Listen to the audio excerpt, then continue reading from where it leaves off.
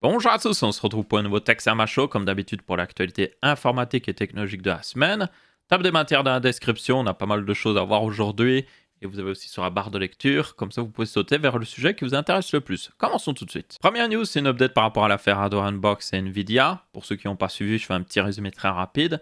Nvidia avait dit à Hardware Unbox qu'à partir de maintenant, il n'aurait plus les Founder Edition avant leur sortie pour qu'ils puissent les tester et poster une review en même temps que tout le monde quand elles sortent. À savoir que les Founder Edition sortent toujours en premier, en tout cas les reviews sortent en premier, et puis après vous avez les modèles custom. Donc c'est-à-dire que basiquement ça leur empêchait d'être en même temps que tout le monde pour traiter de la sortie d'une nouvelle carte graphique chez Nvidia. Pourquoi ils avaient fait ça, Nvidia? Ils sont revenus en arrière évidemment, mais pourquoi ils avaient fait ça? Parce que tout simplement Hardware Unbox n'a pas caché par le passé, ils ne sont pas les plus grands fans du ray tracing, ce qui est tout à fait raisonnable parce qu'il n'y a pas énormément de jeux ray tracing encore à l'heure actuelle. Et il y a beaucoup de ces jeux qui n'utilisent même pas pleinement le ray tracing. Genre, ils utilisent que quelques effets de ray tracing. Il y a très peu de jeux qui sont vraiment full RTX, ou en tout cas suffisamment full RTX pour justifier que ce soit vraiment fait exprès de l'avoir inclus dans le jeu et pas juste genre rajouter vite fait en mode hey, regardez, c'est joli, on a rajouté quelques reflets.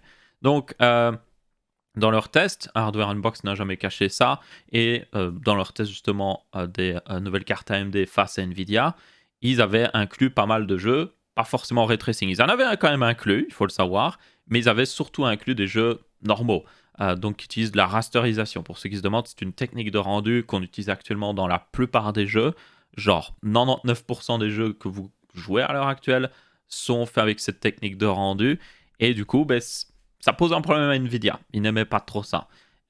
Ils avaient aussi justement critiqué le fait que Hardware Unbox ne parlait pas assez de leur technologie de manière globale, donc ça incluait aussi le DLSS, ce qui était assez étrange parce que sur le site de Nvidia, il y avait littéralement, sur le site vraiment principal de Nvidia, il y avait un truc en premier sur la page de DLSS qui indiquait une citation de Hardware Unbox qui disait qu'en gros le DLSS était vraiment génial, et c'était signé genre Hardware Unbox, quoi. Donc c'est un peu bizarre. Du coup, vraiment, beaucoup de gens n'ont pas compris cette décision. Beaucoup de gens qui, parce que on savait d'où venait le mail, enfin, c'était signé d'une certaine personne chez Nvidia, et il y avait beaucoup de gros youtubeurs anglais qui avaient déjà parlé à cette personne et qui comprenaient pas trop parce que ça lui ressemblait pas. Donc c'était déjà assez bizarre. En plus, ça sortait de nulle part parce que euh, Hardware Unbox avait littéralement sorti leur review des cartes AMD où ils avaient dit que les performances ray tracing n'étaient pas les meilleures, et qu'ils avaient même comparé, pour information, une carte Nvidia avec le DLSS activé face à une carte AMD sans DLSS, vu qu'AMD n'a pas encore ce genre de technologie. Du coup, c'était genre vraiment, ils mettaient en avant le fait que Nvidia en avait un avantage ici avec le DLSS. Et certaines personnes auraient pu gueuler sur le fait que c'est pas juste de comparer une carte graphique qui utilise le DLSS et une qui ne l'utilise pas. Et pourtant, il l'avait fait. Et du coup, c'était vraiment très étrange. Du coup, il y a eu énormément de gens qui étaient en mode oh, yo, what the fuck, Nvidia, c'est pas normal, revenez en arrière, ou sinon, c'est vraiment que vous ne respectez pas la presse libre, tout simplement. Il y en a qui vont me dire oui, mais c'est Nvidia qui a le droit de décider à qui donne leur carte graphique. Oui, ils ont le droit, mais comme l'a résumé assez bien Linus Tech Tips, c'est soit vous êtes pour une presse libre, ou soit vous n'êtes pas pour une presse libre. Vous ne faites pas un juste milieu, vous êtes en mode ah oui, toutes ces presses-là qui ont dit du bien de nous, on leur donne une carte graphique, et les autres, non. Vous voyez, non. Alors à ce moment-là, ils posent juste leur. Vous voyez, à la sortie de la RTX 3080, ils ont juste leur benchmark à eux, Nvidia, et puis ils sortent la carte, et puis tout le monde peut aller l'acheter pour la tester à ce moment-là. Soit ils font ça, ou soit, justement, ils donnent une carte à tous les grands trucs de presse, un minimum réputé, qui respectent un minimum, évidemment, justement, les produits. Parce qu'il y a déjà eu des trucs de presse qui faisaient exprès d'être genre en mode ah oui, ce produit-là, c'est de la merde, alors qu'en fait, c'était pas vraiment le cas. Vous voyez qu'ils avaient une sorte d'agenda caché. Ici, non. Hardware Unbox a toujours montré qu'ils restaient assez neutres. Et même par rapport à ces dernières années, ils l'ont même dit dans une vidéo, la compagnie qui avait le droit de plus se plaindre de leur façon de traiter les choses, c'était AMD, parce que les cartes graphiques AMD n'ont pas reçu beaucoup d'amour sur la chaîne, justement, Hardware Unbox, à part certains modèles qui sont vraiment bons. Donc ouais, globalement, beaucoup de gens n'ont pas trop compris, et ça a causé des énormes vagues. Du coup, ils sont revenus en arrière, ils ont Justement, voilà, c'est big news. Ils ont précisé, donc Hardware Unbox, que Nvidia était revenu en arrière. L'excuse était un petit peu mais, surtout qu'ils ont refait un nouveau message, donc Hardware Unbox, où ils ont dit que Brian Del Rizzo, qui était la personne chez Nvidia qui a envoyé le tout premier mail et aussi les mails d'excuses, avait voulu à nouveau revenir vers Hardware Unbox pour s'excuser à nouveau, et qu'ils avaient voulu que Hardware Unbox partage ce message de justement Brian Del Rizzo. Ce qui était un peu bizarre selon moi, c'est genre oh, je suis encore désolé. Au fait, tu peux le dire aux autres que je suis désolé. Vous voyez, ça fait un peu bizarre. Mais du coup, en gros, le mail, il précise qu'il a été trop loin, justement, et qu'il respecte justement Hardware Unbox et tout ça. Un truc qui est un peu bizarre, c'est qu'il disait que apparemment, il me semble que c'était pas dans ce mail-là ou c'était dans l'autre mail, justement, où il parlait justement que à cause de tout ce qui se passe dans le monde avec le Covid et tout ça, et qu'il travaillait à la maison, que ça l'avait un peu affecté. Moi, j'étais un peu en mode, ouais, c'est un petit peu bizarre. Je veux dire, c'est d'où ça peut t'affecter à ce point-là. Enfin bref, l'excuse est un peu bof. Personnellement, je trouve c'est plus une excuse de oh désolé que ça n'a pas passé quoi, plutôt que désolé qu'on ait fait ça. Non, c'est vraiment désolé que c'est pas passé, que vous n'ayez pas trop aimé qu'on fasse ça. On revient en arrière, ok. Voilà, on est toujours amis, oui c'est bon, ok. Hardware Unbox a accepté toutefois l'excuse, donc si selon moi la personne affectée par ça accepte l'excuse, bah, il faut passer à autre chose. Après, ça ne change rien au fait. Et je tiens vraiment à le préciser. Genre, vous pouvez accepter l'excuse d'NVIDIA, mais toujours en tenir compte dans le futur. Et selon moi, j'en tiens compte parce que c'est pas normal. C'est vraiment pas normal. Ça semble vraiment être une, une façon d'essayer de contrôler la presse en disant que, ok, si vous rentrez pas dans les lignes, si vous ne parlez pas du RTX en bien, ou si vous ne faites pas plus de tests de RTX pour montrer qu'on est meilleur que AMD là-dessus, ce qui est le cas, mais encore une fois, 99% des jeux utilisent la rasterisation, où la AMD arrive à pas mal botter les fesses de Nvidia sur justement certaines cartes. Ben, ouais, c'est logique d'inclure autant de jeux RTX dans des benchmarks. Moi, personnellement, quand j'ai comparé les RTX actuels, j'en ai inclus parce que je comparais des cartes RTX par rapport à d'autres. Mais si, par exemple, je faisais un test d'une carte AMD, j'inclurais pas mal de jeux rasterisation, quelques jeux RTX quand même pour se rendre compte des différences, mais je les séparerais dans les benchmarks pour que vous voyez vraiment, ok, voilà ce que ça donne sans RTX, voilà ce que ça donne avec RTX. Donc ouais. Du coup, justement, en parlant un petit peu de RTX, un jeu qui supporte le RTX qui est sorti récemment, Cyberpunk, je pense que vous l'avez vu, hein, ça a pas mal fait parler de ça, mais je tiens à le parler vu que ça fait partie de l'actualité. Sony a retiré Cyberpunk de leur store.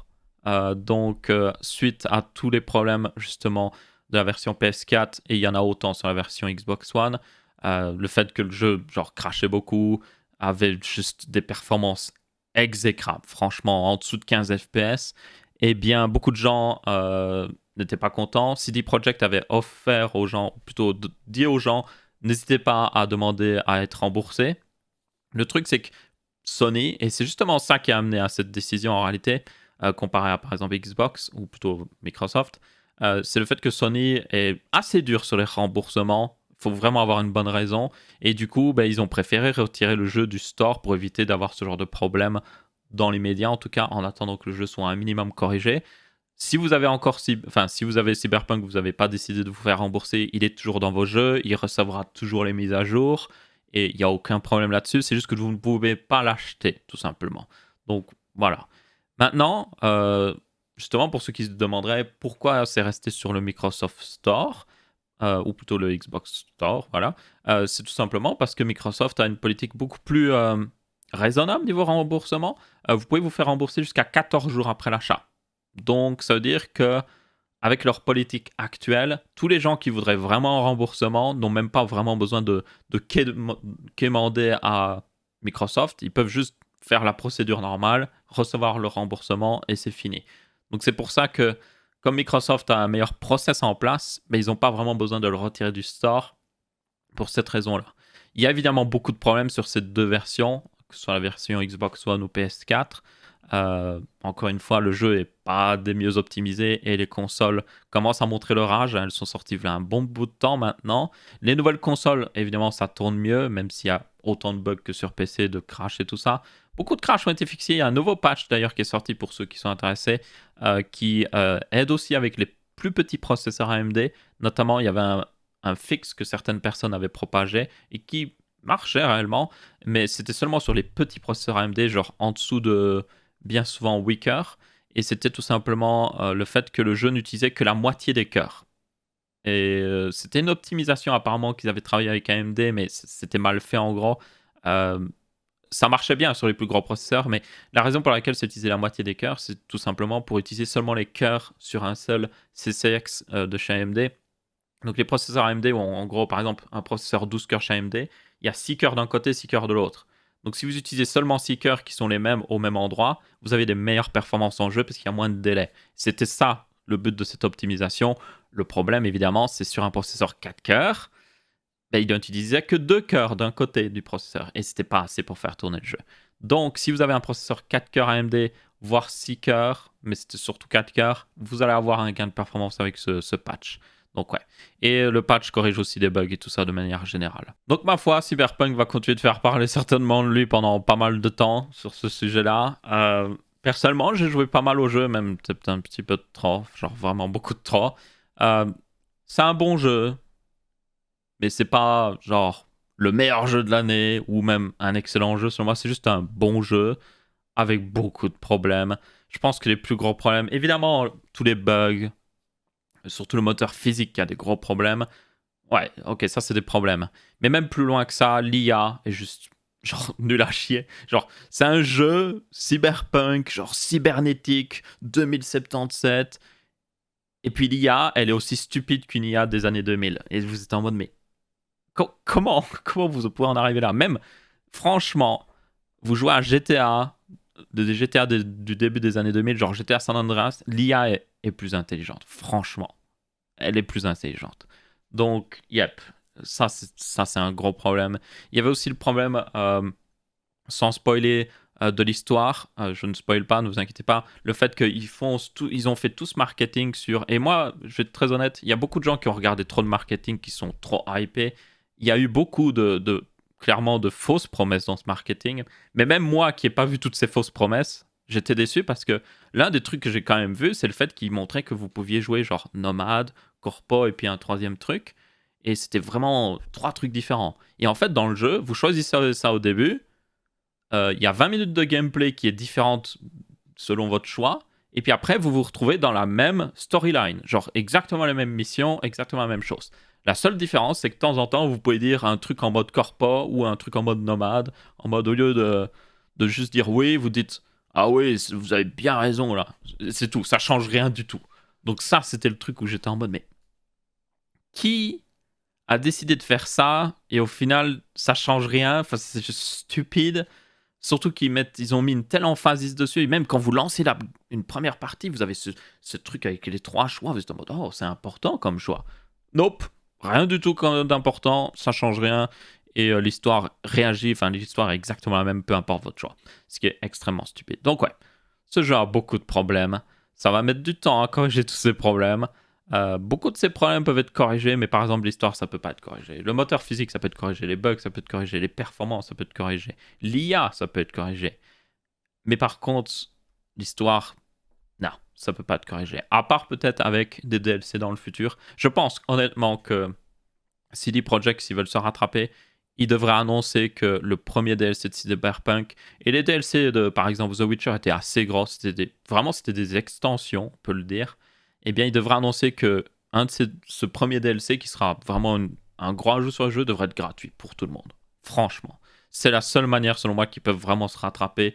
Et s'ils veulent justement rattraper leur réputation, ils en ont besoin. Ils en ont vraiment besoin. Dans tous les cas, yep. On verra bien ce que ça donnera.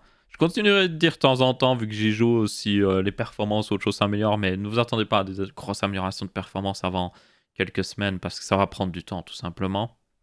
Mais par contre, les petits bugs chiants par-ci par-là, ils devraient les corriger plus vite.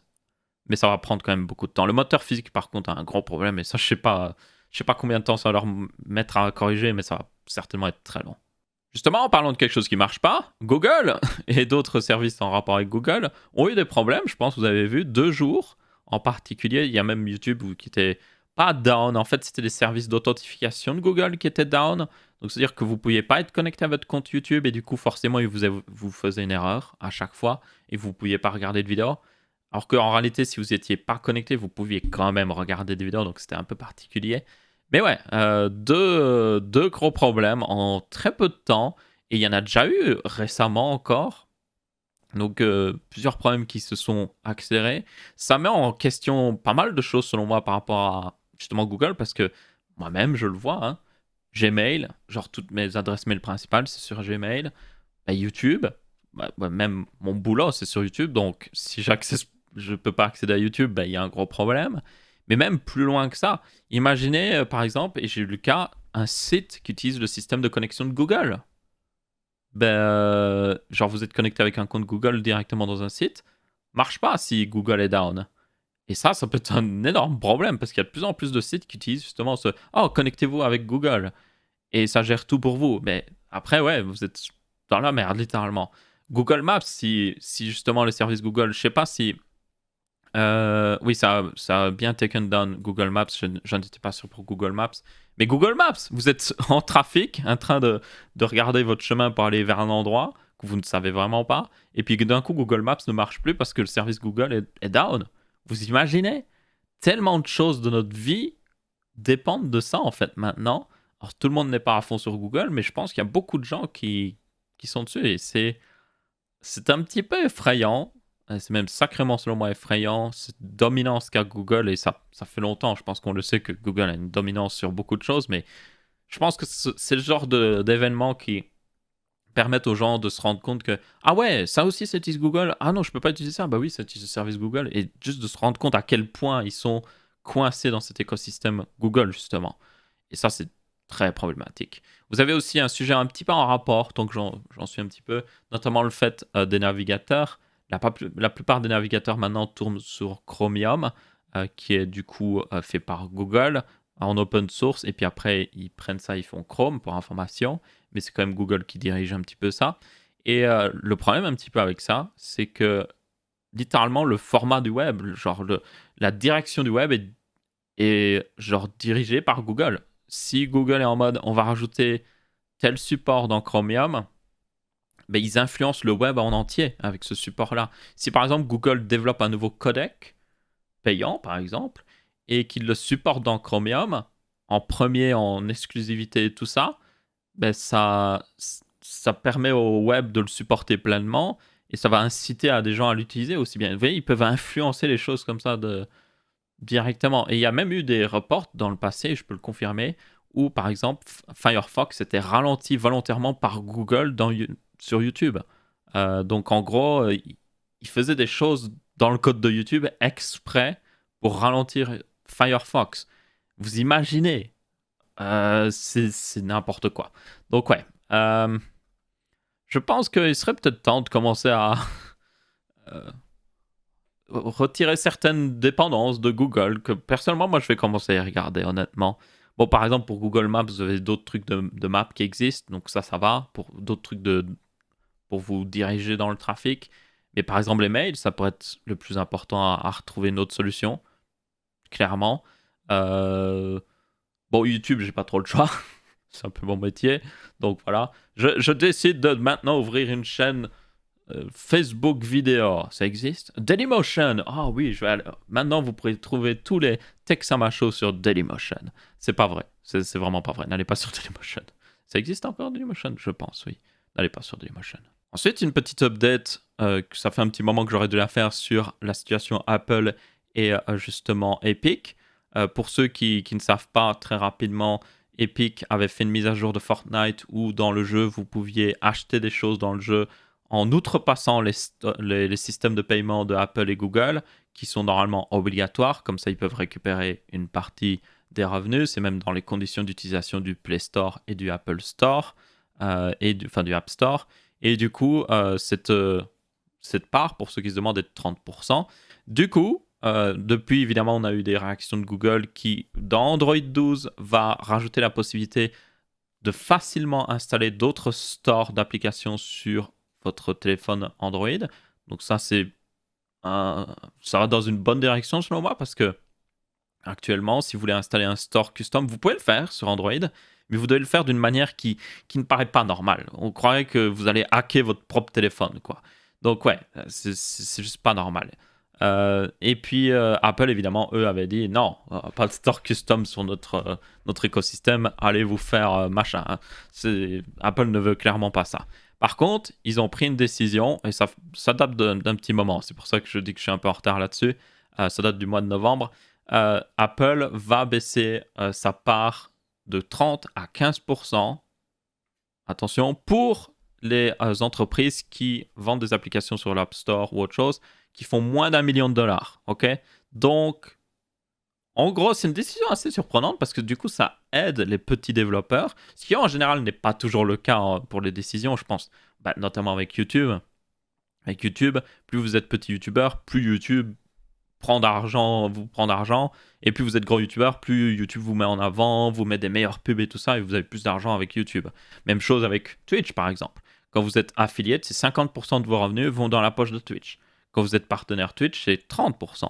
Et à mon avis, les meilleurs partenaires Twitch, c'est pas 30%, c'est peut-être 15%. Certainement, franchement, soyons honnêtes, quand vous avez un streamer énorme qui rapporte beaucoup d'argent à Twitch, s'ils veulent le garder, c'est quelque chose qu'ils peuvent faire. Ou juste lui offrir beaucoup d'argent, ça revient au même de juste techniquement baisser le pourcentage aussi. Donc ouais, à mon avis, c'est dans ce sens-là. Et en général, dans le monde entier, c'est souvent la technique utilisée. Mais ici, du coup, Apple fait le contraire un petit peu, ce qui est étonnant, je trouve, mais logique aussi. Après, ça s'arrête à 1 million de dollars. Alors, c'est quand même intelligent dans le fonctionnement. Si je me souviens bien, c'est si vous faites, imaginez vous êtes en 2012, alors ça prend du temps à se répercuter, c'est toujours l'année d'après que ça se répercute, mais si vous êtes en 2012, oui, je sais pas pourquoi j'ai choisi 2012 comme année, année 2021, voilà, vu qu'on y arrive, vous avez fait 999 000 dollars, et bien l'année d'après, vous allez payer seulement 15%, enfin vous allez seulement payer 15% à Apple. Si vous dépassez les 1 million de dollars cette année-là, du coup, ils vous refactureront seulement dès que vous dépassez le 1 million de dollars. Et puis après, l'année d'après, vous payerez 30% automatiquement, à part si vous repassez évidemment en dessous de ce 1 million. C'était, il me semble, un truc comme ça. Mais en gros, ils le font intelligemment. C'est pas genre, tu passes d'un coup le 1 million et tout ce que tu as gagné l'année, c'est hop, d'un coup, tu payes 30%. Enfin, c'est pas comme ça. Donc, ils le font intelligemment, pour ceux qui se demandent. Mais du coup, ça veut dire que, yep, ça soutient les petits développeurs. Bon, évidemment, Epic ne rentre pas dans cette utilisation-là, parce qu'Epic fait plus d'1 million de dollars sur l'App Store, forcément. Donc ouais. Bon, il y a toujours par contre le fait, et c'est ça que moi je dis c'est un peu hypocrite, vous avez toujours le fait que certaines entreprises n'ont qu'à payer 15%, et des grosses entreprises qui gagnent plus d'1 million de dollars, donc c'est toujours bancal. Je pense que... En général, je ne suis pas forcément pour le fait que les plus grosses entreprises ont droit à la plus grosse réduction, mais ici, dans le cas d'Apple, 30%, c'est juste trop. Il y en a qui vont dire, oui, mais ils fournissent tout, ils fournissent l'écosystème et tout ça. Si votre application est connue grâce à l'App Store, genre vraiment, c'est l'App Store qui vous a mis en avant et tout ça, ok, oui, vous devriez payer 30% selon moi. Mais si vous êtes, clairement, vous arrivez de l'extérieur, c'est vous qui apportez quelque chose à l'App Store. Vous apportez une application bien faite et tout ça, et vous apportez des gens qui veulent l'utiliser, ben vous ne devriez pas payer 30%. Si vous ne profitez pas de la pub d'Apple, vous ne devriez pas payer 30%. Si les gens vraiment recherchent volontairement votre application vraiment en particulier, vous devriez... ça devrait être une part de 15%. Peut-être qu'il pourrait le faire intelligemment, et honnêtement, il pourrait le faire. Si je vais dans l'App Store, je tape Spotify, je prends Spotify, ben, Apple le sait que c'est moi qui ai cherché Spotify volontairement et que, genre, je n'ai pas utilisé les trucs de prédiction de Apple pour me recommander cette application. Non, j'ai clairement voulu cette application-là. Donc là, peut-être que moi, si après j'achète des trucs dans cette application-là, ça devrait être 15% par exemple. Mais par contre, imaginons que quelqu'un voit une pub sur l'App Store ou voit dans les applications recommandées Spotify et qui clique dessus, ben là peut-être que ça devrait être 30%. Je pense qu'il devrait faire un système comme ça, hybride, toujours permettre par contre aux petits développeurs en dessous d'1 million de dollars d'être à 15% par contre, ce serait bien pour eux, pour ça les aide à se développer. Mais je pense qu'un système hybride serait logique. Après évidemment, Apple ne veut pas ça parce que l'App Store rapporte énormément d'argent, même chose pour Google hein, d'ailleurs. J'en ai pas trop parlé parce que eux ils font un peu plus profil bas, ils permettent de mettre un store custom des Android 12 qui va prendre quand même pas mal de temps, mais ça ne change rien au fait que 30% c'est vraiment énorme et ça leur fait beaucoup d'argent et qu'ils veulent pas perdre ça tout simplement, même s'ils doivent dépenser des millions en frais d'avocat en justice, c'est toujours moins cher que de repasser à 15%. Donc ouais, vous inquiétez pas qu'ils se battront jusqu'au bout. Du coup, au niveau juridique, il y avait toujours des batailles. Au niveau juridique, d'ailleurs, on verra bien ce que ça donnera. Ça va prendre des années, littéralement. Donc, ne vous attendez pas à des grosses différences pour le moment. Mais ouais, c'est à peu près tout là-dessus. Ensuite, une petite news rapide au niveau hardware. Les RTX 3000 mobiles arrivent bientôt. Il y a de plus en plus de signes qui semblent le montrer. Notamment, vous avez une présentation de NVIDIA le 12 janvier 2021. Donc, normalement, c'était pour information. Il y avait quoi au début d'année? Je ne sais plus le nom de l'événement. Le CES, oui. Qui était un événement, le Consumer Electronics Show de Las Vegas, qui était toujours en janvier, normalement, mais évidemment, vu ce qui se passe, voilà. Et c'était un événement où il y avait souvent des présentations de processeurs, cartes graphiques et tout ça. Donc, là, il y a de fortes chances qu'ils présentent, en tout cas qu'ils annoncent le fait que les RTX mobiles arrivent bientôt, février, peut-être mars, on verra bien. Et aussi, éventuellement, il y en a beaucoup de gens qui discutent sur le fait que ce serait peut-être la parfaite occasion aussi pour Nvidia de présenter des RTX 3080 Ti, par exemple. Donc ouais, on verra bien. Ce sera seulement vraiment le 12 janvier qu'on aura notre réponse. À part s'il y a des leaks avant, ça on verra, hein, c'est possible. Mais en attendant, ouais, pas plus d'informations là-dessus. Ça arrive bientôt en gros. En parlant de hardware justement qui va sortir, Intel va annoncer apparemment leur nouvelle carte mère en Z590 aussi dans un événement en live justement en mode CES, mais c'est pas vraiment le CES, donc ce serait le 11 janvier pour information. Et du coup, enfin le CES existe quand même pour information, je tiens à le préciser, c'est juste qu'il est entièrement en ligne quoi. Mais, donc ça veut dire que basiquement il n'existe pas vraiment, franchement. Mais bon, dans tous les cas, ils ont les Z590 qui seraient annoncés à ce moment-là, ainsi que certainement les B560 et H510, qui sont du coup les nouvelles cartes mères qui supporteront pleinement leur nouveau processeur. En même temps, on en profite d'en parler, leurs nouveaux processeurs qui seront du coup basés sur Rocket Lake S. Donc je vous rappelle que ce sera la 11e génération, la 10e génération c'était Comet Lake S. Et là, il y a, au niveau des changements, le plus gros que vous verrez, c'est le fait que le 10900K, qui est remplacé par le 11900K, ce 11900K a 2 cœurs en moins. C'est un processeur Weaker 16 threads. Ce qui est assez étonnant, surtout que le 11700K est toujours Weaker 16 threads, donc du coup c'est un peu similaire. Et le 11600K évidemment est toujours Seeker 12 threads. Du coup c'est assez étonnant. Ma théorie derrière c'est... Alors, apparemment ils ont quand même des améliorations au niveau genre de l'IPC de ce processeur, c'est-à-dire qu'à la même fréquence, tout ça, il a des meilleures performances que la génération d'avant. Donc ça, ce serait quand même le strict minimum. Et du coup aussi, il est toujours en 14 nanomètres. Mais un des trucs, selon moi, qui vont peut-être viser avec ça, c'est que, ok, pour les jeux vidéo, 10 cœurs par rapport à 8 cœurs, ça n'apporte pas grand-chose, soyons honnêtes. La raison pour laquelle ils ont fait un 10 cœurs, c'était pour quand même essayer d'être un peu pas trop loin d'AMD et surtout rattraper un peu dans les tâches genre lourdes, rendu 3D et tout ça, où là, 2 cœurs en plus va vous donner plus de performance, il n'y a même pas besoin de discuter. Mais dans les jeux vidéo, 8 cœurs, c'est largement suffisant. Un 6 cœurs, ça marche très bien dans les jeux vidéo aussi, mais un 8 cœurs, vous êtes confortable pour encore pas mal d'années. Du coup, à mon avis, ce qu'ils font ici, c'est qu'ils se disent, ok, on peut pas gagner dans le pur rendu 3D et tout ça, concentrons-nous sur ce qu'on est les meilleurs, les jeux vidéo. Enfin, on était techniquement les meilleurs parce que là, encore une fois, Zen 3 a pas mal justement casser ça. Mais justement, reprenons la couronne des performances, vraiment dans les jeux vidéo, sans qu'il y ait de débat en mode « Oh, mais dans certains jeux... » Non, vraiment, dans tous les jeux, on est meilleur. Et du coup, ce qu'ils font ici, à mon avis, c'est que ils retournent à Weaker tout simplement pour avoir plus de marge. Quand vous avez seulement Weaker par rapport à Dicker, enfin seulement, quand vous avez Weaker par rapport à Dicker, ben vous pouvez utiliser plus d'électricité pour ces Weaker, vous pouvez faire chauffer plus ces Weaker, autant qu'un Dicker en quelque sorte. Et donc, s'ils gardent la meilleure fréquence possible et que le processeur peut booster le plus haut possible, ça leur permettra, en plus de l'amélioration d'IPC, de repasser devant AMD dans les jeux vidéo. Et du coup, ça leur redonnerait la couronne des jeux vidéo. Et il ne faut pas sous-estimer, il y a beaucoup de gens qui continuent, et selon moi, c'est un peu dommage, parce que c'est même pas dommage dans le sens que oh, vous devriez prendre un processeur AMD. Non, c'est plus dommage dans le sens que beaucoup de gens continuent de regarder, en mode oh, ok, oh, ce processeur-là est meilleur pour les jeux vidéo, ben, je vais le prendre. Et aussi bien, ils payent ce processeur 200 € plus cher. Et le truc, c'est qu'ils auraient mis ces 200 € dans une carte graphique, ils auraient des meilleures performances. Point. Il n'y a même pas à discuter. Et pour moi, c'est justement le cas avec ce 11600K, ou plutôt ce 10600K actuel, qui, à l'heure actuelle, je vous invite à regarder si vous voulez changer de PC, si vous êtes en mode oh, j'ai pas forcément besoin du PCI Express 4.0, qui sera supporté par ces nouveaux processeurs, donc ça, c'est une bonne nouvelle, ma foi. Il devrait aussi...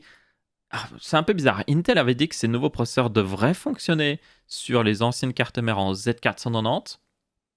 Donc on verra s'ils vont respecter cette promesse, parce que c'est le même socket. Et ils avaient fait un drôle de truc marketing quand c'était sorti, où ils avaient dit que, genre les constructeurs de cartes mères avaient dit que leur carte mère était prévue pour le PC Express 4.0, mais il n'y avait pas de processeur PC Express 4.0 chez Intel, quoi. Donc c'était vraiment très étrange.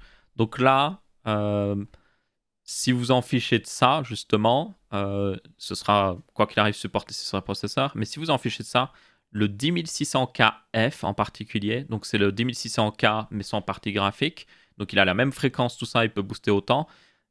Pour information, il est vendu vraiment pas cher en ce moment. Genre, je l'ai vu sur Alternate Belgique, il était à 230, 240 €, je crois. Pour un 10600K, genre, c'est extrêmement bon comme prix. Surtout que les processeurs AMD ont monté de prix ces derniers temps. C'est redoutable.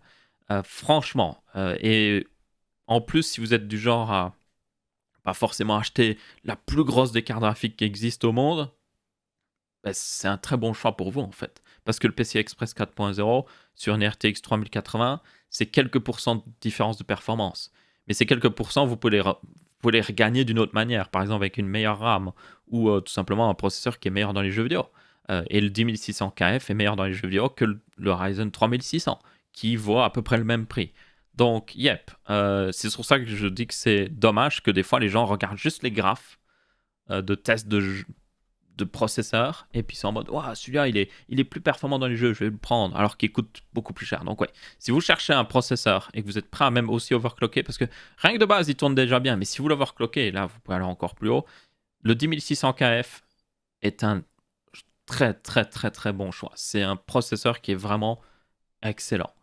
Et il est vraiment pas cher ces derniers temps. Alors le KF, parce que le K peut être assez cher. Sur certains sites, il est encore vendu très très cher d'ailleurs, donc faites attention. Hein. Je parle vraiment de sites qui le vendent à 200, 250 €. Là, ouais, c'est juste, ça vaut vraiment la peine. Même avec une carte mère en Z490 qui coûte un peu plus cher, vous avez un très bon deal ici, et surtout, vous allez avoir de très bonnes performances, surtout si vous vous cloquer un petit peu. Donc ouais, dans tous les cas, on verra ce que ça donnera. En attendant, c'est tout ce qu'il y a de news sur Intel. Ensuite, une petite news du niveau AMD. Il y avait un truc intéressant qui était sorti dans une prochaine mise à jour de BIOS, ou plutôt de Agisa. Donc Agisa, c'est le code un peu de fonctionnement des processeurs AMD. Donc quand vous avez une nouvelle mise à jour de BIOS, bien souvent de votre carte mère, des fois, ils vont vous indiquer « Oh, support de Agisa 1B26, machin chouette chose ». Et comme ça, vous savez que ils supportent cette version d'Agisa. Donc c'est assez important parce que ces mises à jour Agisa apportent bien souvent des fonctionnalités assez importantes et intéressantes. Donc ici, une de ces nouvelles fonctionnalités, ce serait le Curve Optimizer. C'est un peu particulier, mais en gros, ça permettrait de contrôler plus efficacement la courbe de voltage d'un processeur AMD. Parce que le truc, c'est que à l'heure actuelle, si vous avez déjà fait un peu d'overclocking, vous allez dans le BIOS, vous êtes en mode oh, je veux que mon processeur fonctionne à X millivolts, 1,3 volts, voilà. Et c'est son voltage, voilà, c'est ça qui fonctionnera en pleine charge. Mais du coup, vous modifiez juste le voltage principal en pleine charge. Il y a d'autres voltages qui existent. Quand il est en mode « Ah, ben je fais pas grand-chose ». Quand il est en mode « Ah, je travaille un petit peu » ou « Je travaille un peu plus », il y a toute une courbe en fait. Vous avez une courbe qui commence genre à son état le plus faible, où il a le moins d'électricité, et puis la courbe augmente vers le moment où il est au maximum, quoi. Donc pouvoir modifier la courbe vous permettrait d'optimiser encore plus votre processeur, et surtout pour le downvolting. Donc pour ceux qui font exprès de, littéralement, donner moins d'électricité à leur processeur. Ça augmente la durée de vie du processeur. Bien souvent, ça le fait chauffer moins. Et des fois, quand il chauffe moins, il booste au niveau de fréquence plus haut. Et du coup, vous avez des meilleures performances. C'est assez étonnant, mais ça marche des fois plutôt bien. J'ai pu le faire pas mal, par exemple, sur ordi portable, surtout sur Intel qui avait cette possibilité avant. Malheureusement, ça a été nerfé depuis à cause d'une faille de sécurité. Un peu dommage. Mais du coup, ça vous permettait vraiment, genre, j'ai justement le Scar 3, qui d'ailleurs, j'ai toujours pas d'acheteur parce que j'ai mis du temps à répondre aux mails. Donc, c'est un petit peu de ma faute, quoi qu'il arrive. Donc, si vous êtes toujours intéressé par le Scar 3, c'est un ordinateur portable. Je peux vous passer tous les détails si vous êtes intéressé. Ordinateur portable gaming avec une RTX 2070 et un Core i7 de 9e génération qui est toujours très bon par rapport à la 10e génération. Surtout que, comme j'allais le dire, il est downvoltable. Genre, vous pouvez le downvolter et ça lui permet de booster plus haut que la 10e génération. Genre, j'ai testé le même laptop avec un processeur de 10e génération Seeker face à celui-là, j'avais des meilleures performances parce qu'il pouvait booster plus haut. Il était mieux refroidi. Il chauffait moins. Donc, ouais, le downvolting, c'est génial. C'est juste dommage que ça ait été fixé. Enfin, ça a été bloqué parce que ça pose des problèmes de sécurité. C'est vraiment dommage. Parce que franchement, sur ordinateur portable, c'était tip-top nickel. Tenez compte que vous pouvez aussi le faire avec les cartes graphiques et c'est vraiment très intéressant avec les cartes graphiques, surtout si vous avez justement un PC qui chauffe un petit peu de trop ou autre chose. Ça permet des fois d'avoir des meilleures performances en downvoltant un peu. C'est très utilisé par la communauté des boîtiers mini TX qui, comme ils sont dans un tout petit boîtier très restreint en ce qu'ils peuvent utiliser pour refroidir, mais le downvolting, c'est tout un art pour eux. Et ça peut être très très puissant si vous savez le faire. Et ça augmente la durée de vie des composants. C'est ça aussi qui est... Vous dites, il n'y a que des bénéfices si vous savez le faire correctement. Donc ouais. Donc on verra bien ce que ça donnera, cette nouvelle technologie. Ça fait partie d'ailleurs du Precision Boost Overdrive 2.0 techniquement. Donc il y a un nouveau PBO que ça s'appelle, vous avez dû déjà le voir peut-être. C'est le truc qui overclock automatiquement le processeur. Donc c'est pas le boost. Vous avez le boost, où des fois le processeur peut booster plus haut que sa fréquence. Non, là c'est encore au-dessus de ça. Et du coup, il y a une nouvelle version de PBO qui devrait améliorer aussi les performances si vous décidez de l'activer. Par défaut, c'est pas activé. Donc ouais, on verra bien ce que ça donnera tout ça, quoi qu'il arrive. Ensuite, une autre news hardware, on va parler ici de Qualcomm, donc plus smartphone. Une petite news rapide sur le fait que Qualcomm a promis pour leur prochain processeur 3 ans de mise à jour sur Android pour tous leurs processeurs, même normalement en fait. Donc ça, c'est plutôt intéressant. Alors, ça ne veut pas dire que votre nouvelle... je sais pas moi, OnePlus ou Samsung va être forcément mise à jour pendant 3 ans du coup. Ça veut juste dire que Qualcomm met à jour, eux, ils passent cette mise à jour aux constructeurs de smartphones qui utilisent un processeur Qualcomm, donc un Snapdragon, et c'est à eux de faire le reste de la mise à jour. Donc ils doivent, eux, mettre à jour d'autres aspects du téléphone, forcément, parce que chaque téléphone est un peu unique. Certains utilisent certains écrans, certains modems, certains mémoires. Et du coup, il faut update pour supporter tous ces composants. C'est bien souvent ça le travail d'update d'ailleurs, pour ceux qui se demandent. C'est juste supporter certains composants en fait. Et la configuration même du téléphone. Donc, yep, ça devrait aider, mais ne vous attendez pas forcément à des mises à jour. Soyons honnêtes. C'est cool à voir. Je pense que toute l'industrie devrait aller vers au minimum 2 ans de mise à jour majeure. Je dis bien, votre téléphone, vous l'achetez maintenant, vous recevez la prochaine version d'Android et la version encore après. Au minimum, franchement. Donc on verra bien. Et enfin, une petite dernière news très rapide sur le fait que Boston Dynamics, la compagnie qui fait des robots Pour ceux qui se souviennent, le Spot notamment, des robots qui ont été martyrisés sur YouTube bien souvent aussi, au point même qu'on s'est demandé si ça allait pas provoquer dans quelques centaines d'années la guerre, plutôt la révolution des robots, parce qu'ils vont se souvenir pendant tout ce temps-là qu'on a fait ça justement à eux. Enfin bref, du coup ils ont été rachetés par Hyundai Motor Group pour 1,1 milliard de dollars, ce qui représente, pour ceux qui veulent une échelle compréhensible, 0,5 Minecraft, parce que Minecraft avait été vendu pour 2,2 milliards, il me semble, ouais. Donc voilà, c'est l'échelle que j'utilise. Je ne sais pas pourquoi vous êtes interrogé par cette échelle, je pense que c'est une très bonne échelle. Dans tous les cas, pour ceux qui ne savent pas, et je ne le savais même pas non plus, mais Google avait racheté Boston Dynamics, ça je le savais, mais je ne savais pas qu'il l'avait revendu à SoftBank en 2017. Et pour information, SoftBank a eu des problèmes parce que SoftBank avait beaucoup d'investissements dans Uber et aussi dans OneWeb. OneWeb qui était un service pour fournir Internet, un peu comme fait actuellement SpaceX avec Starlink, sauf que OneWeb juste avait beaucoup de mal. Ils avaient très peu de satellites en orbite et juste SpaceX en lançait beaucoup plus que... Enfin, voilà, ils avaient des gros problèmes financiers, c'était juste pas possible. Donc SoftBank, ça avait beaucoup de pertes, donc ils ont dû s'en débarrasser tout simplement. Du coup, Hyundai Group, Hyundai Motor Group, pour ceux qui se demandent, c'est du coup la seconde plus grosse compagnie en Corée du Sud. Justement, ils ont les voitures Hyundai, mais aussi Kia. Donc toutes les voitures Kia, c'est eux qui les fabriquent. Donc en réalité, c'est une assez grosse marque. C'est une marque qui pourrait beaucoup profiter de robotique, justement, rien que pour, par exemple, la fabrication de voitures, des meilleurs robots, plus intelligents. Ça pourrait être très utile.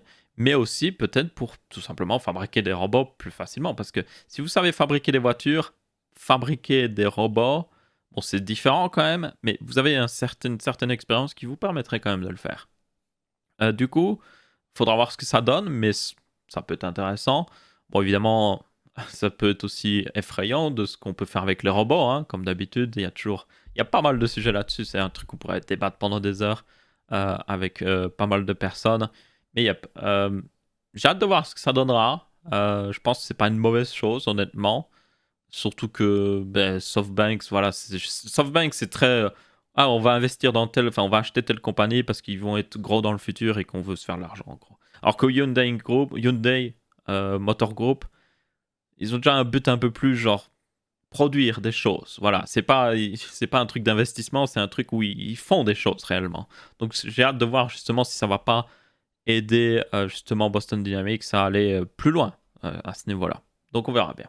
Et du coup, c'est à peu près tout pour ce texte à match aussi. J'espère que vous avez bien apprécié. Si c'est le cas, vous pouvez laisser un petit pouce bleu. Si ce n'est pas le cas, vous pouvez laisser un pouce rouge. Et si vous êtes intéressé d'acheter le Scar 3, n'hésitez pas à m'envoyer un mail à contact.reliensama@gmail.com. Vous l'avez aussi dans la description. Donc voilà, c'est à peu près tout. Et je vous retrouverai pour une prochaine vidéo. Ciao, ciao!